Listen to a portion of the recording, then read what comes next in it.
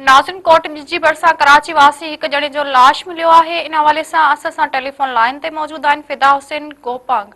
जी फिदा हुसैन, कहिड़ा तफ़सील आहिनि? हाँ जी बिल्कुल, जीअं त कोडी जी जे ॻोठ दिलवंत चाकरानी में दिल दुखाईंदड़ वाक़िओ पेश आयो आहे। कराची जे इलाइक़े गुलशन हदीद जो रहवासी टैक्सी ड्राइवर लाल मोहम्मद जकरो जो बेदर्दी सां कतल थियल लाश बरामद कयो वियो आहे। पुलिस मूजिबि लाश खे सारे कमनि जे फसल में उछलायो वियो हो, जॾहिं त वेझे ई टैक्सी कार पिण हिकु घर मां बरामद कई वई आहे। इतला ते कोडी जी पुलिस वाक़िए वारे हंधि पहुची लाश खे पंहिंजी तहवील में वठी छॾियो। तारका अस्पताल कोडी जी मुंतक़िल कयो वियो। इब्तिदाई जांच मालूम थियो आहे त लाल मोहम्मद जकरो पंहिंजी टैक्सी बुक थियण बाद कराची खां निकितो हो, जंहिंखां पोइ संदसि घर भातियुनि सां राब्तो ख़तम थी वियो हो।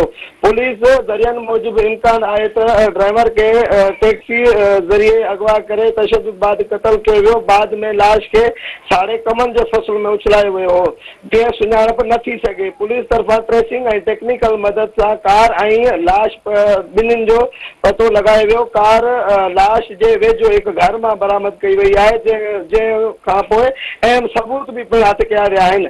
SSP खैरपुर राब्तो करण ते ॿुधायो त वाक़िए जी जांच जारी आहे। टीम भी पिण जेका आहे उहा ठाही वई आहे। जल्द ज़िम्मेवारनि खे गिरफ़्तार करे वारसनि खे इंसाफ़ ॾियारियो वेंदो ऐं उन खां पोइ इलाइक़े में हिन वक़्तु जेका आहे दहशत ऐं ख़ौफ़ वारी लहर पखिड़ियल आहे। जी फिदा हुसैन, महिरबानी जी।